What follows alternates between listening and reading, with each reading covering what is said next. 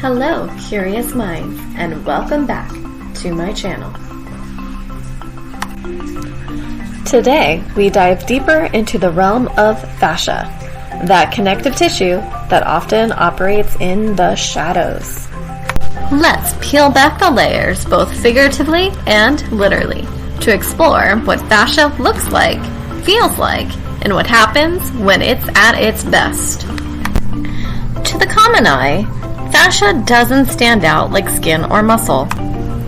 It's a delicate, translucent, and glistening layer that envelopes and weaves through our muscles and organs. Picture a nearly invisible gossamer-like web connecting everything within your body. Under the microscope, a different world comes to life. Fascia is composed of collagen fibers arranged in a three-dimensional matrix. These fibers vary in density and orientation, creating a dynamic network. Under magnification, it resembles a fine mesh. This intricate structure is what provides fascia with its remarkable properties. So, what does it feel like, you ask? If you were to touch fascia in a living body, it would feel like a smooth, slippery-like layer. It's not something that readily stands out, as it's integrated seamlessly with other tissues.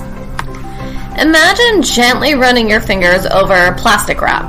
That's the kind of sensation you'd encounter. During dissection, fascia appears as a thin, translucent membrane that covers and separates muscle, giving them their distinct compartments. It's akin to peeling apart layers of a fine, barely there film. This fine layer is often overlooked, but its significance becomes apparent as we delve deeper into its functions. Now, let's explore what happens when fascia encounters trouble when adhesions form. Adhesions in fascia are like knots in a delicate fabric.